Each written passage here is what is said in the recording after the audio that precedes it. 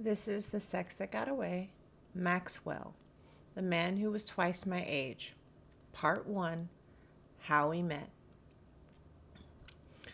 In September of 2006, I started a new job as an outside advertising sales rep for the Los Angeles Daily News.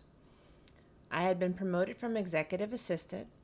I was given a pretty shitty underdeveloped sales territory, but I was happy to be in a career. I trained and learned all about the territory. 1 week into my new job, I got a promotion. One of my colleagues, Julie, was packing up and moving to Phoenix. She had the best territory too, with some healthy existing clients. Her remaining 2 weeks were spent training me on the territory. We went through the client list. She was very thorough and would take me out to meet them. Everyone loved her service. However, there was one client, the largest on the desk, which she avoided talking about or dealing with. When I would bring it up, she'd tell me that the owner, Maxwell Green, had paused his campaign for now and to check back with him in a couple of weeks. Of course, this would be after she was long gone. Julie left. Management was on me about why Duratex wasn't scheduled to run in October. I told my manager that he'd paused his campaign. That wasn't good enough. I had to call him immediately to schedule a face-to-face. So I called. He accepted the call. In my cheery new salesperson voice, I introduced myself as his new account manager. He was really dry. He wasn't excited or engaged. He just listened to me ramble. He wasn't at all interested in talking. I asked to meet with him. He told me he'd call me within the week to schedule the appointment. I accepted this as normal and hung up. I waited for his call, and it never came. Duratex was my desk's biggest client, so Maxwell was spending about $12,000 a month in advertising, and I was commission-based, so this was about a third of my income. The first rule of taking over a territory with existing clients is to make sure you meet with all existing clients and get them on contract for the next month or year. At the advisement of my manager, I took a cake to the company. Now, I had previously worked in a sales environment, and the account executive was big on taking corner bakery, cafes, chocolate cinnamon marble cake to her clients. It was $19.99 and a big hit with her clients. I dropped off the cake with Maxwell's oldest son, who was a VP at the company. A week passed, and I still heard nothing from him. The cake was supposed to at least get me a phone call from him. I called the office and asked for Maxwell. He accepted the phone call again. He was curt, but I remained upbeat and positive. I asked him if he was able to enjoy the cake I brought. What cake? The chocolate marble cake from Corner Bakery. I remember seeing it in the lunchroom, but I didn't know you brought it.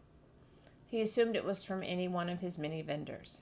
He thanked me and softened a little. After a little conversation, I got to the point. He agreed to meet with me. Rule number 2 when you're taking over a new sales territory is to always take your manager with you on appointments with tough clients. Negotiations are easier and all the pressure isn't on the new sales representative. Although I thought my manager was a complete idiot, I took him anyway. I knew Maxwell was in his late 50s and my manager was too. I figured they'd have more in common. I didn't tell Max I was bringing my manager, but it was fine. We sat down and he immediately shared that he had told Julie that he was never running in the newspaper again. Running advertising. That she had continued to fax confidential documents to his office after he repeatedly asked her not to. He was really mean. My manager and I were shocked. We were blindsided and speechless. Everything made sense now, though. Once we recovered, we apologized. He opted to not make us suffer and agreed to hear what we had to say. There was a new initiative at the paper to convert newsprint clients to direct mail flyer programs. Duratex was the perfect company for this because they were trying to reach a specific demographic across a large territory. I knew little about the product, but my manager knew it well. I did what I did best at the time. It was sit there and speak on what I do know, quality customer service. My manager did a small pitch. It turned out that both the Los Angeles Times and the actual company that printed the flyers were pitching the product to Maxwell. However, we had different rates. My company's was the most expensive, and we all had different representatives who had certain styles of customer service. The next week, my manager and I returned to make our full presentation. I was more knowledgeable in the product, and Maxwell was listening. Everything was more relaxed. He made eye contact. My manager talked too much at times, and he ruined some moments with his phony laughter, and I did my best to balance out his oddness with sincerity. Maxwell was eating it up. I could tell he liked me as his new account manager, and I could tell he liked me. He told us he'd already met with the Times and the direct flyer company, and he'd review all the proposals and make a decision within the week. I told Maxwell I'd call him in a few days to follow up. So Maxwell was a very commanding man. He was 56, 6'2". His hair was all white. He was gruff. His voice was deep, and he was always well dressed.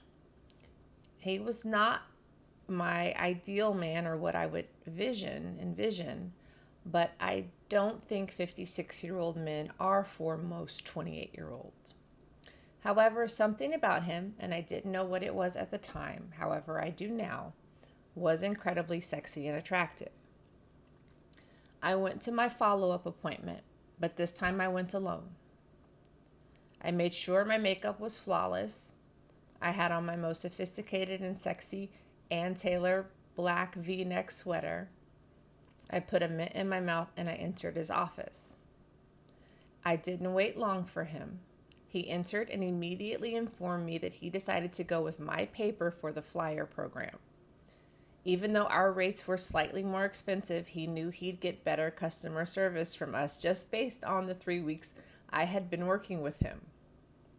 When the business was over, he sat across from me and grabbed my hands into his hands and kissed them and told me that he thought I was beautiful. I was incredibly shocked, confused, and turned on.